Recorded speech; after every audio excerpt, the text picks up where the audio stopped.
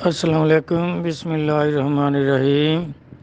میرے پیارے بھائی، بہت ہی خوبصورت یوسف رحمانی صاحب، میرے پیارے بھائی، دیکھیں یہ ایسی جو حدیثیں ہیں، چاہے بخاری کہے چاہے بخاری کا باب کہے، یہ سب من گھڑت ہیں، ان کا کوئی وجود نہیں ہے، یہ سرکار تک صحیح روایت سے نہیں پہنچتی۔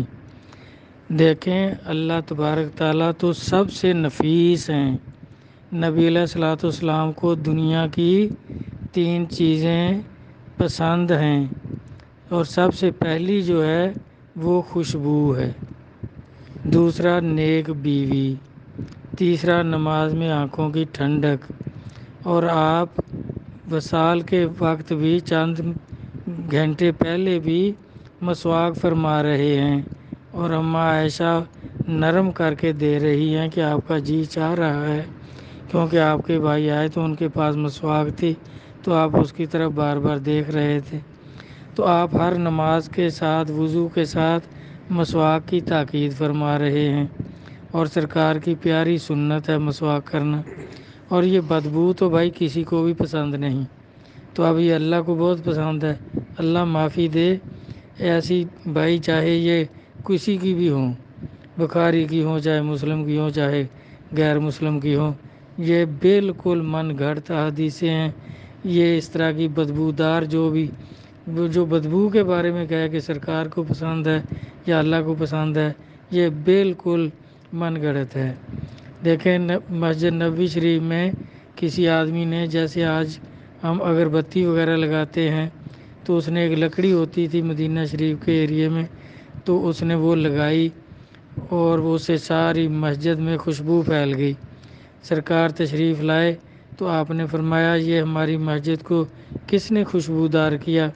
تو وہ صحابی عرض کرنے لگا حضور یہ میں نے جلائی ہے، لکڑی جلائی ہے جس سے یہ خوشبو آ رہی ہے، اور میں اللہ تبارک تعالیٰ تیرا جنت میں گھر بنائے اور اسی طرح خوشبودار بنائے، اسی طرح اس میں سے خوشبو آئے جس طرح تو نے ہماری مسجد کو خوشبودار کیا۔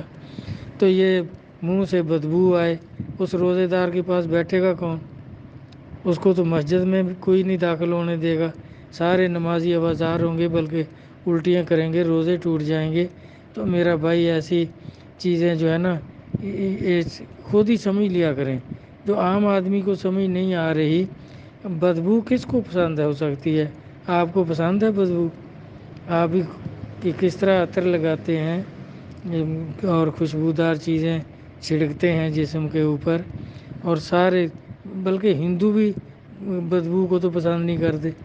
تو یہ اب بخاری صاحب اللہ کو پسند کروا رہا ہے کہ بدبو اللہ کو پسند ہے۔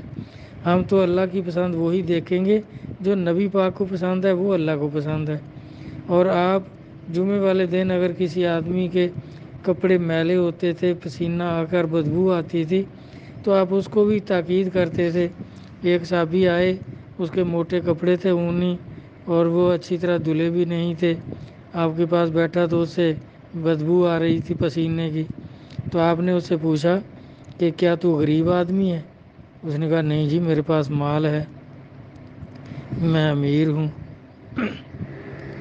تو آپ نے فرمایا تو پھر اس طرح رہو کہ آپ کی پوزیشن ظاہر ہو، آپ کی مالی حالت آپ کی حیثیت سے ظاہر ہو، کپڑے بھی دھلے ہوئے ہوں، اچھے ہوں، اور خوشبو لگائی ہوئی ہو، تو پھر جو کچھ جیسی آپ کی حیثیت ہے وہ ظاہر ہونی چاہیے آپ کو دیکھ کر، آپ کے کپڑوں سے، آپ کی پوزیشن سے وہ ظاہر ہونی چاہیے۔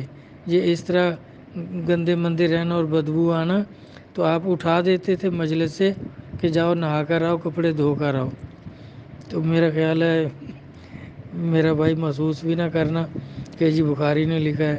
بخاری نے تو کتنی ایسی من گھڑت حدیثیں لکھی ہیں، اب تو اس کے بارے میں جو تحقیق ہوئی ہے، سارے بڑے بڑے جو مولوی ہیں وہ بھی کہتے ہیں، یہ طاہر قادری کا آپ کبھی بیان آپ دیکھ لیں اوپر بخاری کے بارے میں، وہ بھی کہتا ہے کہ اس میں جتنی روایتیں ہیں ساری جھوٹ ہیں، چند حدیثیں ہیں، کوئی 10-20% اس کی حدیثیں ہیں جو صحیح ہیں، جس پر سب متفق ہیں، اور باقی جو ہیں ساری اس کی من گھڑت ہیں۔ مثال کے طور پر یہ دوسری جلد میں دیکھیں، یہ بندروں پر زنا ایکٹ لگا رہا ہے کہ ایک صحابی گئے جنگل میں تو وہاں بندر دائرہ کر کے کھڑے تھے، ان کے ہاتھوں میں پتھر تھے، ایک بندر درمیان میں تھا، اس کو وہ سنسار کر رہے تھے کیونکہ اس نے زنا کیا تھا، اور وہ جیسے یہ صحابی سے روایت لے رہا ہے وہ بھی کہتا ہے میں نے بھی اس بندر کو پتھر مارے۔ اب کیا جانوروں پر بھی یہ زنا ایکٹ لگتے ہیں؟ اور بھی اس طرح کی اس کی بہت بیہودہ چیزیں اس نے لکھی ہیں، اور اس کو یہ جو دوست کی مولوی ہیں 72 فرقے دوست کی، انہوں نے اس کو سر پہ اٹھایا ہوا ہے۔ اب تو وہ بھی کرنے لگ گئے ہیں، جب ان سے یہ پوچھیں کہ بتاؤ جانوروں پہ زنا ایکٹ لگتا ہے تو وہ بھی شرمندہ ہوتے ہیں، پہلے کچھ ضد کرتے ہیں، جب نکال کر دکھاؤ تو پھر مان جاتے ہیں کہ بھی یہ تو صحیح نہیں ہے۔ تو اس طرح میرا بھائی اللہ رسول مہربانی کریں، اللہ رسول اللہ کے اور اللہ کے رسول کے کلام کو سمجھنے کی توفیق عطا فرمائیں، آمین، والسلام، اللہ حافظ۔